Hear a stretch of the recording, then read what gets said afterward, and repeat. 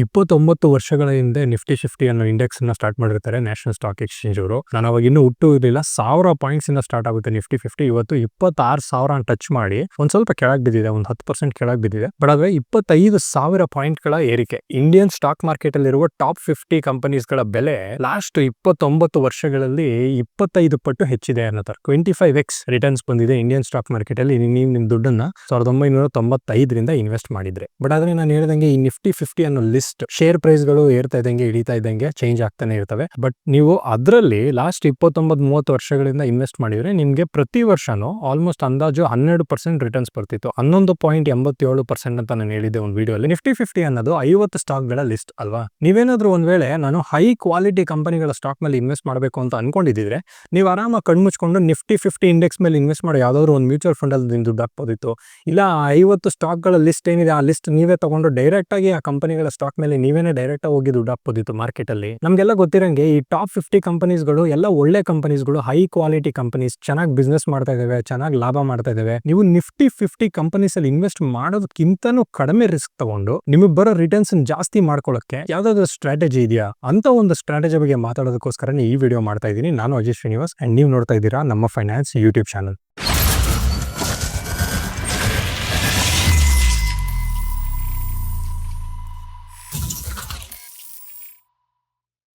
Nifty 50 index ಅಲ್ಲಿರೋ 50 stock ಗಳ list ಅನ್ನ ತಗೊಂಡು ಆ ಕಂಪನಿಗಳ ಮೇಲೆ ಇನ್ವೆಸ್ಟ್ ಮಾಡೋದಕ್ಕೆ ಬೇಜಾನ್ ಮ್ಯೂಚುವಲ್ ಫಂಡ್ಗಳು ಇದಾವೆ. ಇದನ್ನ ಯಾಕೆ ಇಷ್ಟೊಂದು ಮ್ಯೂಚುವಲ್ ಫಂಡ್ಗಳು ಮಾಡ್ತಾರೆ, ಇಲ್ಲ ಇಷ್ಟೊಂದು ಜನ ಮಾಡ್ತಾರೆ ಅಂತಂದ್ರೆ ಇದು ಸಿಕ್ಕಾಪಟ್ಟೆ ಪಾಪ್ಯುಲರ್ ಆಗಿರೋ ಸ್ಟ್ರಾಟಜಿ. ನಾನು ಇಂಡಿಯನ್ ಸ್ಟಾಕ್ ಮಾರ್ಕೆಟ್ ಅಲ್ಲಿ ನಾನು ದುಡ್ಡು ಇನ್ವೆಸ್ಟ್ ಮಾಡಬೇಕು, ಬಟ್ ಆದ್ರೆ ಹೈ ಕ್ವಾಲಿಟಿ ಕಂಪನೀಸ್ ಅಲ್ಲಿ ಇನ್ವೆಸ್ಟ್ ಮಾಡಬೇಕು ಅಂತ ಅನ್ಕೊಂಡ್ರೆ ನೀವು ನಿಫ್ಟಿ 50 ಲಿಸ್ಟ್ ಅನ್ನು ತಗೊಂಡು ಅದರಲ್ಲಿರೋ ಕಂಪನೀಸ್ ಮೇಲೆ ಇನ್ವೆಸ್ಟ್ ಮಾಡಿದ್ರೆ ಆಯ್ತು. ಇವೆಲ್ಲಾನು ಹೈ ಕ್ವಾಲಿಟಿ ಕಂಪನೀಸ್. ಈ ಸ್ಟಾಕ್ಸ್ ಗಳೆಲ್ಲ ಚೆನ್ನಾಗಿ ಪರ್ಫಾರ್ಮ್ ಮಾಡ್ತವೆ, ಪ್ರತಿ ವರ್ಷನೂ ಚೆನ್ನಾಗಿ ರಿಟರ್ನ್ಸ್ ಕೊಡುತ್ತೆ, ಬಿಸ್ನೆಸ್ ಚೆನ್ನಾಗಿ ನಡೀತಾ ಇದೆ, ಕಂಪನಿ ಚೆನ್ನಾಗಿ ಬೆಳೀತಾ ಇದಾವೆ, ರೆವೆನ್ಯೂ ಬೆಳೆಯುತ್ತೆ, ಪ್ರಾಫಿಟ್ಸ್ ಇಲ್ಲ ಲಾಭ ಹೆಚ್ಚುತ್ತಾ ಇದೆ ವರ್ಷಕ್ಕಿಂತ ವರ್ಷಕ್ಕೆ. ಸೊ ಅದರಿಂದ ಸಿಕ್ಕಾಪಟ್ಟೆ ಜನ ಈ ಸ್ಟ್ರಾಟಜಿನ ಫಾಲೋ ಮಾಡ್ತಾರೆ, ನಿಫ್ಟಿ 50 ಇಂಡೆಕ್ಸ್ ಅಲ್ಲಿ ಇನ್ವೆಸ್ಟ್ ಮಾಡುವಂತ ಸ್ಟ್ರಾಟಜಿನ. ನಾವು ಇವತ್ತು ಮಾತಾಡ್ತಾ ಇರೋದು ಟಾಪ್ 50 ಸ್ಟಾಕ್ಸ್ ಬಗ್ಗೆ ಅಲ್ಲ, ಟಾಪ್ 10 ಸ್ಟಾಕ್ಸ್ ಬಗ್ಗೆ ಮಾತ್ರ. ನಿಫ್ಟಿ 50 ತರಾನೇ ಹೈ ಕ್ವಾಲಿಟಿ ಕಂಪನಿ ಸ್ಟಾಕ್ಸ್ ಗಳ ಮೇಲೆ ನಾನು ಇನ್ವೆಸ್ಟ್ ಮಾಡಬೇಕು, ಬಟ್ ಆದ್ರೆ ನಾನು ಕಡಿಮೆ ರಿಸ್ಕ್ ತಗೊಂಡು ಇದಕ್ಕಿಂತ ಜಾಸ್ತಿ ರಿಟರ್ನ್ಸ್ ಜನರೇಟ್ ಮಾಡಬಹುದಾ ಅಂತ ನೋಡೋದಕ್ಕೋಸ್ಕರ ಇವತ್ತು ನಾನು ನಿಮಗೆ ಇಂಟ್ರೊಡ್ಯೂಸ್ ಮಾಡ್ತಿರೋ ಇಂಡೆಕ್ಸ್ ನ ಹೆಸರೇ Nifty top 10 equal weight index. ಈ ಇಂಡೆಕ್ಸ್ ಅಲ್ಲಿ ಏನಿದೆ ಅನ್ನೋದನ್ನ ಸಿಂಪಲ್ ಆಗಿ ಅರ್ಥ ಮಾಡಿಸ್ಕೊಡ್ತೀನಿ. ನೀವು ಹೆಸರನ್ನೇ ನೋಡಿದ್ರೆ Nifty top 10 equal weight index ಅಂತ ಇದೆ. ಅಂದ್ರೆ ನಿಫ್ಟಿಯಲ್ಲಿರುವ ಟಾಪ್ 50 ಕಂಪನೀಸ್ ಅಲ್ಲ, ಟಾಪ್ 10 ಕಂಪನೀಸ್ ಮಾತ್ರ ಅಂತ. ಆದ್ರೆ ಈಕ್ವಲ್ ವೆಯ್ಟ್ ಅಂದ್ರೆ ಏನು? ನೀವು ಅಕಸ್ಮಾತ್ ₹100 ಇನ್ವೆಸ್ಟ್ ಮಾಡ್ತಿದ್ರೆ ಇಂಡೆಕ್ಸ್ ಅಲ್ಲಿ ಅಂತಂದ್ರೆ ನಿಫ್ಟಿಯಲ್ಲಿರೋ ಟಾಪ್ 10 ಕಂಪನೀಸ್ ತಗೊಂಡು ಪ್ರತಿ ಕಂಪನಿಯ ಮೇಲೂ ₹10 ಇನ್ವೆಸ್ಟ್ ಮಾಡ್ದಂಗೆ, ಅಂದ್ರೆ ಈಕ್ವಲ್ ಅಮೌಂಟ್ ಇನ್ವೆಸ್ಟ್ ಮಾಡ್ದಂಗೆ. So Nifty top 10 equal weight index ಅಂತ ಅಂದ್ರೆ ಅದೇ ನಿಫ್ಟಿಯಲ್ಲಿರುವ ಟಾಪ್ 10 ಕಂಪನೀಸ್ ತಗೊಂಡು ಪ್ರತಿ ಕಂಪನಿ ಮೇಲೂ ಈಕ್ವಲ್ ಅಮೌಂಟ್ ನ ಡಿವೈಡ್ ಮಾಡಿ ಇನ್ವೆಸ್ಟ್ ಮಾಡ್ತೀವಿ ಅಂತ. ನಿಫ್ಟಿ 50 ಗಿಂತನೂ ಜಾಸ್ತಿ ರಿಟರ್ನ್ಸ್ ಕೊಡುತ್ತೆ ಅಂತ ನಾನು ಹೇಳಿದೆ. ಬಟ್ ಆದ್ರೆ ನೀವು ಅದನ್ನ ನೋಡ್ಬೇಕು ಅಂತಂದ್ರೆ ಏನ್ ಅನಲೈಸ್ ಮಾಡಬೇಕು ಬನ್ನಿ ತೋರಿಸ್ತೀನಿ. ಮೊದಲನೇದಾಗಿ ನೀವು ಬೇಸಿಕ್ ಆಗಿ ಏನ್ ನೋಡ್ಬೇಕು ಅಂತಂದ್ರೆ ರಿಟರ್ನ್ಸ್. ಈ ಇಂಡೆಕ್ಸ್ ಅಲ್ಲಿ ಇಲ್ಲ ಈ ಸ್ಟ್ರಾಟಜಿಯಲ್ಲಿ ನಾನು ಇನ್ವೆಸ್ಟ್ ಮಾಡಿದ್ರೆ ಅಂದ್ರೆ ನಿಫ್ಟಿಯಲ್ಲಿರೋ ಟಾಪ್ 50 ಕಂಪನೀಸ್ ಬದಲು ನಾನು ನಿಫ್ಟಿ 50 ಇಂಡೆಕ್ಸ್ ಅಲ್ಲಿರೋ ಟಾಪ್ 10 ಕಂಪನೀಸ್ ಮೇಲೆ ಮಾತ್ರ ಇನ್ವೆಸ್ಟ್ ಮಾಡಿದ್ರೆ ನೀವು ಮಾರ್ಚ್ 2006 ಅಂದ್ರೆ 2006 ಮಾರ್ಚ್ ಇಂದ ಜುಲೈ 2024 ಅಂದ್ರೆ ಈ ವರ್ಷ ಜುಲೈ 2024 ಪ್ರತಿಯೊಂದು ಇಂಡೆಕ್ಸ್ ಹೇಗೆ ಪರ್ಫಾರ್ಮ್ ಮಾಡಿದೆ ಅನ್ನೋದನ್ನ ಗ್ರಾಫ್ ತೋರಿಸ್ತಾ ಇದ್ದೀನಿ. ಸೊ ಈ ಗ್ರಾಫ್ ಅಲ್ಲಿ ನೀವು ನೋಡಬಹುದು, ಈ ಯೆಲ್ಲೋ ಲೈನ್ ಏನಿದೆ, ಈ ಯೆಲ್ಲೋ ಲೈನ್ ನೀವೇನ್ ನೋಡ್ತಿದ್ದೀರಾ ಇದು ನಿಫ್ಟಿ 100 ಇಂಡೆಕ್ಸ್. ಅಂದ್ರೆ ನ್ಯಾಷನಲ್ ಸ್ಟಾಕ್ ಎಕ್ಸ್ಚೇಂಜ್ ಅಲ್ಲಿ ಇರುವ ಎಲ್ಲಾ ಕಂಪನೀಸ್ಗಳಲ್ಲಿ ಟಾಪ್ 100 ಕಂಪನೀಸ್. ಇದು ಈ ಯೆಲ್ಲೋ ಲೈನ್. ಸೊ ಈ ಯೆಲ್ಲೋ ಲೈನ್ ನೀವು ನೋಡ್ತಾ ಇದ್ರೆ 13.7 ಅಂದ್ರೆ 13.7% ರಿಟರ್ನ್ಸ್ ಕೊಟ್ಟಿದೆ ಪ್ರತಿ ವರ್ಷನೂ ಮಾರ್ಚ್ 2006ರಿಂದ ಜುಲೈ 2024. ಸೊ ನಾವಿದು ಲಾಸ್ಟ್ ಒಂದು 19 ವರ್ಷದ ಡೇಟಾ ಅಂತ ತಗೊಂಡಿದ್ದೀವಿ. ಸೊ ಅದೇ ತರ ನೀವು ನೋಡಬಹುದು, ಈ ಬ್ಲೂ ಲೈನ್ ಏನಿದೆ ನಿಫ್ಟಿ 500 ಇಂಡೆಕ್ಸ್ ಅಂತ ಹಾಕೊಂಡಿದ್ದೀನಿ. ಸೊ ನಿಫ್ಟಿ 500 ಇಂಡೆಕ್ಸ್ ಈ ಬ್ಲೂ ಲೈನ್ ನೋಡಿದ್ರೆ ನೀವು ಅದು ಕೂಡ ಲಾಸ್ಟ್ ಒಂದು 19 ವರ್ಷದಲ್ಲಿ 13.7% ಪ್ರತಿ ವರ್ಷನೂ ಕಾಂಪೌಂಡೆಡ್ ಆನ್ಯುವಲ್ ಗ್ರೋತ್ ರೇಟ್ ಕೊಟ್ಟಿದೆ. ಸೊ ಕ್ಯಾಗರ್ ಅಂತ ಕರಿತೀವಿ. ಸೊ ಕ್ಯಾಗರ್ ಅಂತಂದ್ರೆ ಕಾಂಪೌಂಡೆಡ್ ಆನ್ಯುವಲ್ ಗ್ರೋತ್ ರೇಟ್ ಅಂತ. ಸೊ ಪ್ರತಿ ವರ್ಷ ಅಂದಾಜು ಎಷ್ಟು ಹೆಚ್ಚಿದೆ ನಿಮ್ಮ ಇನ್ವೆಸ್ಟ್ಮೆಂಟ್ ನ ಬೆಲೆ ಅಂತ ಅದನ್ನ ನೋಡೋದಕ್ಕೋಸ್ಕರ ಕ್ಯಾಗರ್ ಯೂಸ್ ಮಾಡ್ತೀವಿ.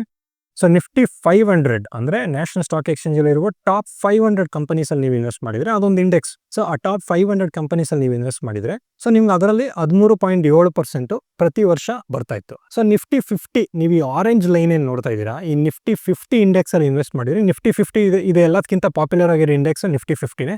ಸೊ ನ್ಯಾಷನಲ್ ಸ್ಟಾಕ್ ಎಕ್ಸ್ಚೇಂಜ್ ಅಲ್ಲಿ ಇರುವ ಟಾಪ್ 50 ಕಂಪನೀಸು ಎಲ್ಲ ಸೆಕ್ಟರ್ದು ಮಿಕ್ಸ್ ಮಾಡಿ ಟಾಪ್ 50 ಕಂಪನೀಸ್ ಒಂದು ಲಿಸ್ಟ್ ಮಾಡಿರ್ತಾರೆ. ಆ ಲಿಸ್ಟ್ ಅಲ್ಲಿ ನೀವು ಲಾಸ್ಟ್ 18-19 ವರ್ಷದಿಂದ ಇನ್ವೆಸ್ಟ್ ಮಾಡಿದ್ರೆ ನಿಮ್ಗೆ ಅದರಲ್ಲೂ ಕೂಡ 13.3% ರಿಟರ್ನ್ಸ್ ಬರ್ತಾ ಇತ್ತು. ಸೊ ನಾನು ಹೇಳಿದಂಗೆ ಈ ಹಿಂದಿನ ವಿಡಿಯೋಲಿ ನಿಫ್ಟಿ 50 ಮತ್ತು ಸೆನ್ಸೆಕ್ಸ್ ಬಗ್ಗೆ ನಾನು ವಿಡಿಯೋ ಮಾಡಿದ್ರಲ್ಲಿ 1995ರಿಂದ ನೀವು ಇವಾಗವರೆಗೂ ಇನ್ವೆಸ್ಟ್ ಮಾಡಿದರೆ ಪ್ರತಿ ವರ್ಷನೂ ಅಂದಾಜು 11.87% ರಿಟರ್ನ್ಸ್ ಬಂದಿರೋ ತರ ಅಂತ ಹೇಳಿದೆ. ಬಟ್ ನೀವು ಬರೀ ಲಾಸ್ಟ್ 18-19 ವರ್ಷ ಮಾತ್ರ ತಗೊಂಡ್ರೆ 13.3% ಪ್ರತಿ ವರ್ಷ ಬಂದಂಗೆ ರಿಟರ್ನ್ಸ್ ನಮಗೆ ಇಲ್ಲಿ ಕಾಣಿಸ್ತಾ ಇದೆ. ಬಟ್ ಆದ್ರೆ ನಾವು ಇವಾಗ ಮಾತಾಡ್ತಿರೋ ಸ್ಟ್ರಾಟಜಿ ಬಂದು Nifty top 10 equal weight index ಅಲ್ಲಿ ಅಕಸ್ಮಾತ್ ಇವೇನಾದ್ರು ಲಾಸ್ಟ್ 18 ವರ್ಷ ಇನ್ವೆಸ್ಟ್ ಮಾಡಿದಿದ್ರೆ ಇವತ್ತುವರೆಗೂ ನಿಮ್ಗೆ 14.6% ರಿಟರ್ನ್ಸ್ ಪ್ರತಿ ವರ್ಷನೂ ಬರ್ತಾ ಇತ್ತು. ಅಂದ್ರೆ ಇದು ಆಲ್ಮೋಸ್ಟ್ 1% ಗಿಂತನೂ ಜಾಸ್ತಿ ನಿಫ್ಟಿ 50 ಗಿಂತ. ನಿಫ್ಟಿ 50 ನೀವು ನೋಡಿದ್ರೆ 13.3% ಇದೆ ಪ್ರತಿ ವರ್ಷನೂ. ನಾವು ಇವಾಗ ಮಾತಾಡ್ತಿರೋ ಸ್ಟ್ರಾಟಜಿ ನೀವು ನೋಡಿದ್ರೆ 14.6% ಇದೆ. ಆಲ್ಮೋಸ್ಟ್ 1.3% ಅಷ್ಟು ಜಾಸ್ತಿ ಇದು ನಿಫ್ಟಿ 50 ಗಿಂತ ಜಾಸ್ತಿ ರಿಟರ್ನ್ಸ್ ಕೊಟ್ಟಿದೆ ಲಾಸ್ಟ್ 18-19 ವರ್ಷದ ಡೇಟಾನ ನಾವು ನೋಡಿದ್ರೆ. ಇದು ನಿಮ್ಗೆ ಇನ್ನೂ ಸಿಂಪಲ್ ಆಗಿ ಅರ್ಥ ಮಾಡ್ಸಕ್ಕೆ ಒಂದು ಎಕ್ಸಾಂಪಲ್ ಕೊಡ್ತೀನಿ. ಸೊ ನೀವು ಅಕಸ್ಮಾತ್ ಪ್ರತಿ ವರ್ಷನೂ 1 ಲಕ್ಷ ಇನ್ವೆಸ್ಟ್ ಮಾಡಿದೀರಾ ಅಂತ ಅನ್ಕೊಳ್ಳಿ 2006ರಿಂದ. ಸೊ 2006ರಿಂದ ನೀವು ಪ್ರತಿ ವರ್ಷ 1 ಲಕ್ಷ ಇನ್ವೆಸ್ಟ್ ಮಾಡಬೇಕು ಅಂತಂದ್ರೆ ಪ್ರತಿ ತಿಂಗಳು ಆಲ್ಮೋಸ್ಟ್ 8,000 ಚಿಲ್ಲರೆ ಇನ್ವೆಸ್ಟ್ ಮಾಡ್ದಂಗೆ. ಸೊ ನೀವು ಪ್ರತಿ ವರ್ಷನೂ 1 ಲಕ್ಷ ಇನ್ವೆಸ್ಟ್ ಮಾಡಿದೀರಾ ಅಂತ ತಗೊಂಡ್ರೆ ನೀವು ಲಾಸ್ಟ್ 19 ವರ್ಷಕ್ಕೆ 19 ಲಕ್ಷ ಇನ್ವೆಸ್ಟ್ ಮಾಡಿರ್ತೀರಾ. ಸೊ ನೀವು 19 ಲಕ್ಷ ಟೋಟಲ್ ಆಗಿ ಇನ್ವೆಸ್ಟ್ ಮಾಡಿದೀರಾ ಅಂತಂದ್ರೆ ನೀವು ನಿಫ್ಟಿ 50ಯಲ್ಲಿ ಇನ್ವೆಸ್ಟ್ ಮಾಡಿರೋ 19 ಲಕ್ಷ ಇವತ್ತಿಗೆ 73,11,000 ಆಗಿದೆ. ಅಂದ್ರೆ 54 ಲಕ್ಷ ಇನ್ಕ್ರೀಸ್ ಆಗಿದೆ ಅದರ ವ್ಯಾಲ್ಯೂ. ಸೊ 13.3% ತರ ನೀವು ಕ್ಯಾಗರ್ ತಗೊಂಡ್ರೆ ನಿಫ್ಟಿ 50ಯಲ್ಲಿ ನೀವು ಹಾಕಿರೋ 19 ಲಕ್ಷ 73 ಲಕ್ಷ ಆಗಿದೆ. ಸೊ 54 ಲಕ್ಷ ರಿಟರ್ನ್ಸ್ ಬಂದಂಗೆ. ಸೊ ಅದೇ ನೀವು ನಿಫ್ಟಿ 100 ಹಾಕಿದ್ರೆ ಅಂದ್ರೆ ಟಾಪ್ 50 ಬದಲು ಟಾಪ್ 100 ಕಂಪನೀಸ್ ಅಲ್ಲಿ ಹಾಕಿದ್ರೆ ನೀವು ಹಾಕಿರೋ 19 ಲಕ್ಷ 76,40,000 ಆಗಿದೆ. ಅಂದ್ರೆ 57.5 ಲಕ್ಷ ಅಷ್ಟು ಇನ್ಕ್ರೀಸ್ ಆಗಿದೆ ಅನ್ನೋ. ಸೊ ನಿಫ್ಟಿ 50ಗಿಂತ ಒಂದು ಸ್ವಲ್ಪ ಜಾಸ್ತಿ. ಅದೇ ನೀವು ನಿಫ್ಟಿ 500 19 ಲಕ್ಷ ಹಾಕಿದ್ರೆ ಅಂದ್ರೆ ಪ್ರತಿ ವರ್ಷ 1 ಲಕ್ಷ ಹಾಕೊಂಡು ಬಂದು ನೀವು 19 ಲಕ್ಷ ಟೋಟಲ್ ಲಾಸ್ಟ್ 19 ವರ್ಷಕ್ಕೆ 1 ಲಕ್ಷ ಹಾಕ್ದಂಗೆ 19 ಲಕ್ಷ ಹಾಕಿದ್ದೀರಿ ಅಂತಂದ್ರೆ ನೀವು ಅದೇ ಸೇಮ್ ರಿಟರ್ನ್ಸೇ ಬರ್ತಿತ್ತು. ಯಾಕೆ ಅಂತಂದ್ರೆ ನಾವು ಕ್ಯಾಗರ್ ಪರ್ಸೆಂಟೇಜ್ ನಿಫ್ಟಿ 100 ಮತ್ತು ನಿಫ್ಟಿ 500 ಎರಡಕ್ಕೂ ಸೇಮೇ ಇದೆ, 13.7% ಇದೆ. ಸೊ ನಿಫ್ಟಿ 100 ಎಷ್ಟು ರಿಟರ್ನ್ಸ್ ಬರ್ತಿತ್ತು ನಿಫ್ಟಿ 500 ಕೂಡ ಅಷ್ಟೇ ರಿಟರ್ನ್ಸ್ ಬರ್ತಿತ್ತು. ಬಟ್ ಆದರೆ ಇವಾಗ ನಿಫ್ಟಿ 10 ನೋಡಿದ್ರೆ ನೀವು 19 ಲಕ್ಷ ಇನ್ವೆಸ್ಟ್ ಮಾಡಿರೋದು 84,38,000 ಆಗ್ತಾ ಇತ್ತು. ಅಂದರೆ ನಿಫ್ಟಿ 50 ಕಂಪೇರ್ ಮಾಡಿಕೊಂಡ್ರೆ 54 ಲಕ್ಷ ಏನಾಗಿದೆ ನಿಫ್ಟಿ 50 ನಿಮ್ಮ ಟೋಟಲ್ ರಿಟರ್ನ್ಸ್ ಬಂದಿರೋದು, ಅದು ನಿಫ್ಟಿ 10ನಲ್ಲಿ 65 ಲಕ್ಷ ಆಗ್ತಿತ್ತು. ಸೊ ಆಲ್ಮೋಸ್ಟ್ ಇದು 13.3% ರಿಟರ್ನ್ಸ್ ಬಂದಂಗೆ ಪ್ರತಿ ವರ್ಷನೂ. ಬಟ್ ಆದರೆ ನಿಫ್ಟಿ 10 ಬಂದು 14.6% ರಿಟರ್ನ್ಸ್ ಬಂದಂಗೆ ಪ್ರತಿ ವರ್ಷನೂ. ಸೊ ನೀವು ಇಲ್ಲಿಂದ ಇಲ್ಲಿಗೆ ನಾನು ಹಾಕಿರೋ ದುಡ್ಡಿಗೆ ಅಂದರೆ ಪ್ರತಿ ವರ್ಷ 1 ಲಕ್ಷ ಅಂತ ನಾನು ತೊಗೊಂಡಿರೋ ಎಕ್ಸಾಂಪಲ್ಗೆ ಎಷ್ಟು ಇನ್ಕ್ರೀಸ್ ಆಗಿದೆ ಇಲ್ಲ ಎಷ್ಟು ಜಾಸ್ತಿ ರಿಟರ್ನ್ಸ್ ಬಂದಿದೆ ನಿಫ್ಟಿ 10ನಲ್ಲಿ ಹಾಕೋದ್ರಿಂದ ಅಂತ ನೋಡಿದ್ರೆ ಆಲ್ಮೋಸ್ಟ್ ಒಂದು 11 ಲಕ್ಷ ಜಾಸ್ತಿ ಬಂದಿದೆ. ಇಲ್ಲಿ 54 ಲಕ್ಷ ಬಂದಿದೆ, ಬಟ್ ನಿಫ್ಟಿ 10ನಲ್ಲಿ 65 ಲಕ್ಷ ಬಂದಿದೆ. ಬಟ್ ಇದು ಬಿಟ್ಟು ಇನ್ನೂ ಜಾಸ್ತಿ ಡೇಟಾ ನಿಮಗೆ ತೋರಿಸ್ಬೇಕು ಅಂತಂದರೆ ನಾವು ಇಂಡಿಯನ್ ಸ್ಟಾಕ್ ಮಾರ್ಕೆಟಲ್ಲಿರೋ ಒಂದು ಇಂಡೆಕ್ಸಲ್ಲಿ ಟಾಪ್ 10 ಕಂಪನೀಸನ್ನು ತೊಗೊಂಡು ಅದರಲ್ಲಿ ಇನ್ವೆಸ್ಟ್ ಮಾಡಿದಿದ್ರೆ ನಿಫ್ಟಿ 50 ಅನ್ನೋ ಇಂಡೆಕ್ಸ್ಗಿಂತ ನಮಗೆ ಜಾಸ್ತಿ ರಿಟರ್ನ್ಸ್ ಬರುತ್ತಾ ಅನ್ನೋದನ್ನು ನೋಡಿದ್ವಿ. ಬಟ್ ಆದರೆ ಇದೇ ಇನ್ವೆಸ್ಟ್ಮೆಂಟ್ ಸ್ಟ್ರಾಟಜಿ ನೀವು US ಇಲ್ಲ ಅಮೆರಿಕನ್ ಮಾರ್ಕೆಟ್ಸಲ್ಲಿ ಅಪ್ಲೈ ಮಾಡಿದ್ರು ಕೂಡ ಎಷ್ಟು ರಿಟರ್ನ್ಸ್ ಬರ್ತಿತ್ತು ಅನ್ನೋದನ್ನು ನೋಡಿದ್ರೆ ನೀವು S&P 500 ಅನ್ನೋ ಒಂದು ಇಂಡೆಕ್ಸ್ ಇದೆ ಅಮೆರಿಕನ್ ಸ್ಟಾಕ್ ಮಾರ್ಕೆಟಲ್ಲಿ. One of the most famous index ಇದು. ಅಂದರೆ ಅಮೆರಿಕನ್ ಸ್ಟಾಕ್ ಮಾರ್ಕೆಟಲ್ಲಿ ಎಷ್ಟು ಟೋಟಲ್ ಕಂಪನೀಸ್ ಇದೆಯೋ ಅದರಲ್ಲಿ ಟಾಪ್ 500 ಕಂಪನೀಸ್ ತೊಗೊಂಡಿದ್ದಾರೆ. ನಾವು ಇಂಡಿಯಾದಲ್ಲಿ ಹೆಂಗೆ ನಿಫ್ಟಿ 50 ಅಂತ ಟಾಪ್ 50 ಕಂಪನೀಸ್ ತೊಗೊಂಡಿದ್ದೀವಿ ಎಲ್ಲ ಸೆಕ್ಟರ್ಸ್ದು ಮಿಕ್ಸ್ ಮಾಡಿ. ಸೊ ಅದೇ ಥರ ಅಮೆರಿಕದಲ್ಲಿ ಮೇ ಬಿ ನಮಗಿಂತ ಜಾಸ್ತಿ ಕಂಪನೀಸ್ ಇರ್ಬೋದು ಅದು ಸ್ಟಾಕ್ ಮಾರ್ಕೆಟಲ್ಲಿ. ಸೊ ಅದರ ಪ್ರಕಾರ ಅವರು 500 ಕಂಪನೀಸ್ಗಳು ಟಾಪ್ 500 ಕಂಪನೀಸ್ ತೊಗೊಂಡಿದ್ದಾರೆ.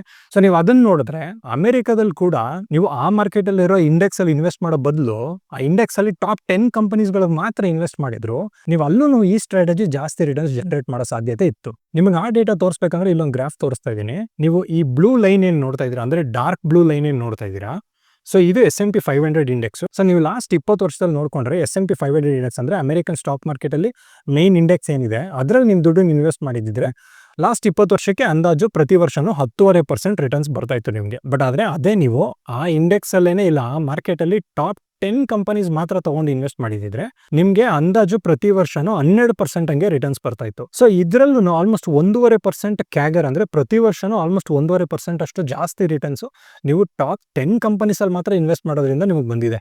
ಸೊ ಈ ಸ್ಟ್ರಾಟಜಿ ಬಂದು ಇಂಡಿಯನ್ ಸ್ಟಾಕ್ ಮಾರ್ಕೆಟಲ್ಲಿ ಮಾತ್ರ ಅಲ್ಲ ಅಮೆರಿಕನ್ ಮಾರ್ಕೆಟ್ಸಲ್ಲಿ ಕೂಡ ಚೆನ್ನಾಗಿ ಪರ್ಫಾರ್ಮ್ ಮಾಡಿದೆ. ಇವಾಗ ನಿಮ್ಮೆಲ್ಲರಿಗೂ ಕನ್ವಿನ್ಸ್ ಆಗಿರ್ಬೋದು ಇದು ತುಂಬ ಒಳ್ಳೆ ಸ್ಟ್ರಾಟಜಿ ಫಾಲೋ ಮಾಡೋದಕ್ಕೋಸ್ಕರ ನನ್ನ ದುಡ್ಡನ್ನು ಇನ್ವೆಸ್ಟ್ ಮಾಡಬೇಕು ಅಂತಂದರೆ ಟಾಪ್ 50 ಕಂಪನೀಸಲ್ಲಿ ಯಾಕೆ ಹಾಕೋಣ, ಬರೀ ಟಾಪ್ 10 ಕಂಪನೀಸಲ್ಲಿ ಹಾಕಿದ್ರೆ ನಿಫ್ಟಿ 50ಗಿಂತನೂ ಚೆನ್ನಾಗಿ ರಿಟರ್ನ್ಸ್ ಬರ್ತಿದೆಯಲ್ಲ ಅಂತ ಅಂದ್ಬಿಟ್ಟು ನಾನು ಡೇಟಾನ ಈ ಥರ ಪ್ರೆಸೆಂಟ್ ಮಾಡಿದ್ರೆ ನೀವು ನೋಡ್ತಿರೋರಲ್ಲಿ 90-95% ಜನ ನಾನು ಖಂಡಿತವಾಗ್ಲೂ ಇನ್ವೆಸ್ಟ್ ಮಾಡ್ತೀನಿ ಅನ್ನೋ ಡಿಸಿಷನ್ ತೊಗೊತೀರಾ, ಇಲ್ಲ ಅಟ್ಲೀಸ್ಟ್ ಇನ್ವೆಸ್ಟ್ ಮಾಡ್ತೀನಿ ಅಂತ ಯೋಚನೆ ಆದರೂ ಮಾಡ್ತೀರಾ. ಯಾಕೆ ಅಂತಂದರೆ ನಿಫ್ಟಿ 50ಗಿಂತನೂ ನಿಫ್ಟಿ ಟಾಪ್ 10 ಚೆನ್ನಾಗಿ ರಿಟರ್ನ್ಸ್ ಕೊಡ್ತಾ ಇದೆ. ನಾವು 50 ಕಂಪನೀಸಲ್ಲಿ ಇನ್ವೆಸ್ಟ್ ಮಾಡೋ ಬದಲು ಬರೀ ಟಾಪ್ 10 ಕಂಪನೀಸಲ್ಲಿ ಮಾತ್ರ ಇನ್ವೆಸ್ಟ್ ಮಾಡ್ತಾ ಇದ್ದೀವಿ.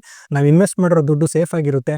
ಇಂಡಿಯನ್ ಮಾರ್ಕೆಟಲ್ಲಿ ಲಾಸ್ಟ್ 20 ವರ್ಷಕ್ಕೆ ವರ್ಕ್ ಆಗಿದೆ, ಅಮೆರಿಕನ್ ಮಾರ್ಕೆಟಲ್ಲಿ ಕೂಡ ಲಾಸ್ಟ್ 20 ವರ್ಷಕ್ಕೆ ವರ್ಕ್ ಆಗಿದೆ ಅಂತ ಈ ಥರ ಡೇಟಾ ಇಲ್ಲ ಈ ಥರ ರಿಸರ್ಚನ್ನು ನೀವು ನೋಡಿದಾಗ ಖಂಡಿತವಾಗ್ಲೂ ಯಾರೇ ಆದ್ರೂ ಇನ್ವೆಸ್ಟ್ ಮಾಡಬೇಕು ಮಾಡಬೇಕು ಅಂತ ಟೆಂಪ್ಟ್ ಆಗೋದು ಸಹಜನೇ. ಬಟ್ ಈ ತರ ಒಂದು ಇನ್ವೆಸ್ಟ್ಮೆಂಟ್ ಸ್ಟ್ರಾಟಜಿಲಿ ನಿಮ್ ದುಡ್ಡನ್ನ ಇನ್ವೆಸ್ಟ್ ಮಾಡ್ಬೋದಾ ಅಂತ ಡಿಸಿಷನ್ ತಗೊಳ್ಳೋಕ್ಕೂ ಮುಂಚೆ ನೀವ್ ಏನೇನ್ ರಿಸರ್ಚ್ ಮಾಡಬೇಕು, ಇಲ್ಲ ನೀವು ನನ್ನನ್ನು ಕೇಳಿದ್ರೆ ಪರ್ಸನಲ್ ಆಗಿ ನಾನು ಈ ತರ ಯಾವ್ದಾನ ಒಂದು ಇನ್ವೆಸ್ಟ್ಮೆಂಟ್ ಡಿಸಿಷನ್ ತಗೋಬೇಕು, ಇಲ್ಲ ಈ ತರ ಒಂದು ಸ್ಟ್ರಾಟಜಿಲಿ ಇನ್ವೆಸ್ಟ್ ಮಾಡಬೇಕು ಅಂತಂದ್ರೆ ನಾನು ಈ ಇನ್ವೆಸ್ಟ್ಮೆಂಟ್ ಡಿಸಿಷನ್ ಇಲ್ಲ ಈ ಸ್ಟ್ರಾಟಜಿ ಏನಕ್ಕೆ ನಾನು ಅನ್ಕೊಂಡಿರಂಗೆ ವರ್ಕ್ ಆಗಲ್ಲ ಅನ್ನೋದಕ್ಕೆ 1000 ಕಾರಣಗಳು ಹುಡುಕೋದಕ್ಕೆ ಪ್ರಯತ್ನ ಪಡ್ತೀನಿ. ಆ ತರ ಒಂದು ಮೈಂಡ್ ಸೆಟ್ ಇಂದ ನೀವು ಇನ್ವೆಸ್ಟಿಂಗ್ ನ ಅಪ್ರೋಚ್ ಮಾಡಬೇಕು. ನಿಮಗೆ ಇನ್ನೂ ಸಿಂಪಲ್ ಆಗಿ ಅರ್ಥ ಮಾಡಿಸ್ಬೇಕು ಅಂತಂದ್ರೆ ನಿಫ್ಟಿ 50 ಅಂತಂದ್ರೆ ಎಲ್ಲಾ ಸೆಕ್ಟರ್ ಗಳಿಂದನೂ ತಗೊಂಡಿರೋ 50 ಕಂಪನಿಗಳ ಲಿಸ್ಟ್ ಇದು. ಆದ್ರೆ ನೀವು ನಿಫ್ಟಿ ಟಾಪ್ 10 ಅಲ್ಲಿ ಮಾತ್ರ ಇನ್ವೆಸ್ಟ್ ಮಾಡಿದ್ರೆ ನೀವು ಕೆಲವು ಸೆಕ್ಟರ್ಗಳು ಕಂಪನೀಸ್ಗಳಲ್ಲಿ ಮಾತ್ರ ಇನ್ವೆಸ್ಟ್ ಮಾಡ್ತಾ ಇದ್ದೀರಾ. ಒಂದ್ ವೇಳೆ ನೀವು ಇನ್ವೆಸ್ಟ್ ಮಾಡಿರೋ ಕಂಪನಿಗಳು ಯಾವ ಸೆಕ್ಟರ್ ಅಲ್ಲಿ ಇದೆಯೋ ಆ ಸೆಕ್ಟರ್ ಯಾವಾಗಾದ್ರೂ ಫ್ಯೂಚರ್ ಅಲ್ಲಿ ಚೆನ್ನಾಗಿ ಪರ್ಫಾರ್ಮ್ ಮಾಡಿಲ್ಲ ಅಂತಂದ್ರೆ ನೀವು ಮಾಡಿರೋ ಇನ್ವೆಸ್ಟ್ಮೆಂಟ್ ಗೆ ಹೊಡೆತ ಬೀಳುತ್ತೆ. ನಾನು US ಮಾರ್ಕೆಟ್ ಅಲ್ಲಿ ಈ ಸ್ಟ್ರಾಟಜಿ ಹೇಗೆ ಪರ್ಫಾರ್ಮ್ ಮಾಡಿದೆ ಅಂತ ಒಂದು ಚಾರ್ಟ್ ತೋರಿಸಿದ್ನಲ್ಲ, ಸೊ ಇದರಲ್ಲಿ ಟಾಪ್ 10 ಸ್ಟಾಕ್ಸ್ ಅಲ್ಲಿ ನೀವು ಇನ್ವೆಸ್ಟ್ ಮಾಡಿದ್ರೆ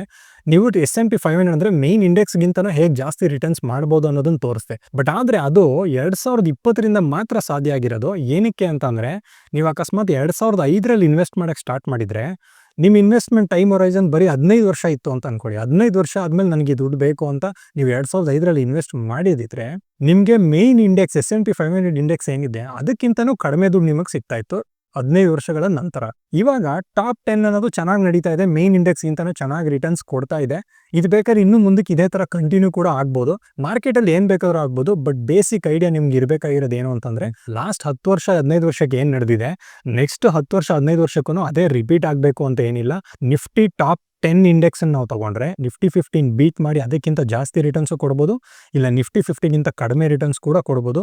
ಏನಾಗುತ್ತೆ ಅಂತ ಯಾರ ಕೈಯಲ್ಲೂ ಡೆಫಿನೆಟ್ ಆಗಿ ಹೇಳಕ್ಕಾಗಲ್ಲ. ಬಟ್ ಬೇಸಿಕ್ ಆಗಿ ನಮ್ಮ ಉದ್ದೇಶ ಇರಬೇಕಾಗಿರೋದು ಇಷ್ಟೇನೆ.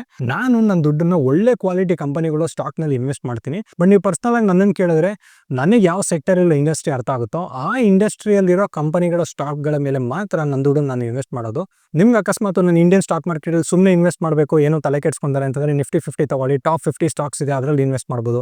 ಇಲ್ಲ ಟಾಪ್ 10 ಸ್ಟಾಕ್ಸ್ ಮಾತ್ರ ನನಗೆ ಸಾಕು ಅಂತಂದ್ರೆ ಇವಾಗ ನಾವು ನೋಡಿದಂಗೆ ಟಾಪ್ 10 ಈಕ್ವಲ್ ವೇಟ್ ಇಂಡೆಕ್ಸ್ ಇದೆ ಇದರಲ್ಲಿ ಇನ್ವೆಸ್ಟ್ ಮಾಡ್ಬೋದು ಬೇಕು ಅಂತಂದ್ರೆ ನಾನು ನಿಮ್ಗೆ ಹೇಗೆ ಯೋಚನೆ ಮಾಡಬೇಕು ಅನ್ನೋದನ್ನ ಹೇಳ್ಕೊಡೋಕೆ ಪ್ರಯತ್ನ ಪಡ್ತಾ ಇದ್ದೀನಿ. ಅಕಸ್ಮಾತ್ ಯಾವ್ದಾರ ಮ್ಯೂಚುವಲ್ ಫಂಡ್ ಅವ್ರು ಬಂದು ನಾವು ಈ Nifty top 10 equal weight index ಮೇಲೆ ಇನ್ವೆಸ್ಟ್ ಮಾಡೋದಕ್ಕೆ ಒಂದು ಫಂಡ್ ಓಪನ್ ಮಾಡಿದೀವಿ ನೋಡಿ, ಇದು ಹೀಗೆ ಪರ್ಫಾರ್ಮ್ ಮಾಡಿದೆ, ನಿಫ್ಟಿ 50 ಗಿಂತನೂ ಲಾಸ್ಟ್ 15-20 ವರ್ಷಕ್ಕೆ ಚೆನ್ನಾಗಿ ಬೆಟರ್ ಆಗಿ ಪರ್ಫಾರ್ಮ್ ಮಾಡಿದೆ.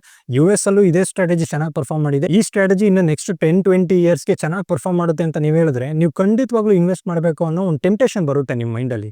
ನಾನು ನಿಮಗೆ ಏನೇನು ಪಾಯಿಂಟ್ಗಳು ರಿಸರ್ಚ್ ಮಾಡಬೇಕು, ಯಾವ್ಯಾವ ಆ್ಯಂಗಲ್ಗಳಿಂದ ಇದನ್ನ ನೋಡಬೇಕು, ನೀವು ಈ ಇನ್ವೆಸ್ಟ್ಮೆಂಟ್ ಡಿಸಿಷನ್ ಇಲ್ಲ ಈ ಸ್ಟ್ರಾಟಜಿ ಯಾಕೆ ವರ್ಕ್ ಆಗಲ್ಲ ಅನ್ನೋದಕ್ಕೆ ಎಷ್ಟು ರೀಸನ್ಗಳನ್ನ ನೀವು ಹುಡುಕಬೇಕು ಅನ್ನೋದನ್ನ ಹೇಳ್ಕೊಡೋಕ್ಕೆ ಈ ವಿಡಿಯೋ ಮಾಡ್ತಾ ಇರೋದು. ಬಟ್ ಇದೆಲ್ಲ ಬಿಟ್ಟು ನೀವು ಇಷ್ಟು ರಿಸರ್ಚ್ ಮಾಡಾದ್ಮೇಲೆ ಅಂದ್ರೂ ನಿಮ್ಗೆ ಈ ಮೆಥಡ್ ಇಲ್ಲ ಈ ಸ್ಟ್ರಾಟಜಿ ಮೇಲೆ ನಂಬಿಕೆ ಇದೆ ಅಂತಂದ್ರೆ ನಾನು ಟಾಪ್ 10 ಕಂಪನಿ ಸ್ಟಾಕ್ಸ್ಗಳ ಮೇಲೆ ನಾನು ದುಡ್ಡನ್ನು ಇನ್ವೆಸ್ಟ್ ಮಾಡ್ತೀನಿ. 10 ಇಯರ್ಸ್ 15 ಇಯರ್ಸ್ ಇಲ್ಲ 20 ವರ್ಷಕ್ಕೆ ನಾನು ಇನ್ವೆಸ್ಟ್ ಮಾಡಬೇಕು ಅಂತ ಅನ್ಕೊಂಡಿದ್ದೀನಿ. ಲಾಂಗ್ ಟರ್ಮ್ಗೆ ನಿಮಗೆ ಕನ್ವಿಕ್ಷನ್ ಇದ್ರೆ ನೀವು ಆರಾಮಾಗಿ ನಿಮ್ಮ ದುಡ್ಡನ್ನ ಈ ಸ್ಟ್ರಾಟಜಿ ಇಲ್ಲ ಈ ತರ ಸ್ಟಾಕ್ಸ್ ಇಲ್ಲ ಈ ತರ ಒಂದು ಇನ್ವೆಸ್ಟ್ಮೆಂಟ್ ಡಿಸಿಷನ್ ತಗೋಬಹುದು. ನಾನು ನೋಡಿದಂಗೆ ನಿಫ್ಟಿ 10 ಬಂದು ನಿಫ್ಟಿ 50 ಗಿಂತನೂ ಜಾಸ್ತಿ ರಿಟರ್ನ್ಸ್ ಕೊಟ್ಟಿರ್ಬೋದು, ಮುಂದೆ ಹೋಗ್ತಾ ಅದು ಕಂಟಿನ್ಯೂ ಕೂಡ ಆಗ್ಬೋದು.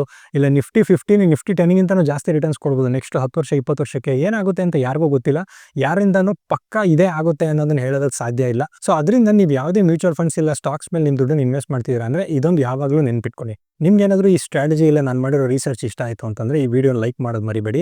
ಇದರಲ್ಲಿ ನಾನು ಯೂಸ್ ಮಾಡಿರೋ ಎಲ್ಲ ರಿಸರ್ಚ್ ಮೆಟೀರಿಯಲ್ನ ಒಂದು ಲಿಂಕಲ್ಲಿ ಹಾಕಿ ಆ ಲಿಂಕ್ನ ಡಿಸ್ಕ್ರಿಪ್ಷನಲ್ಲಿ ಹಾಕಿರ್ತೀನಿ. ನೀವು ಹೋಗಿ ಆರಾಮಾಗಿ ಆ ಡಾಕ್ಯುಮೆಂಟ್ಸ್ ಎಲ್ಲನೂ ನೋಡ್ಬೋದು.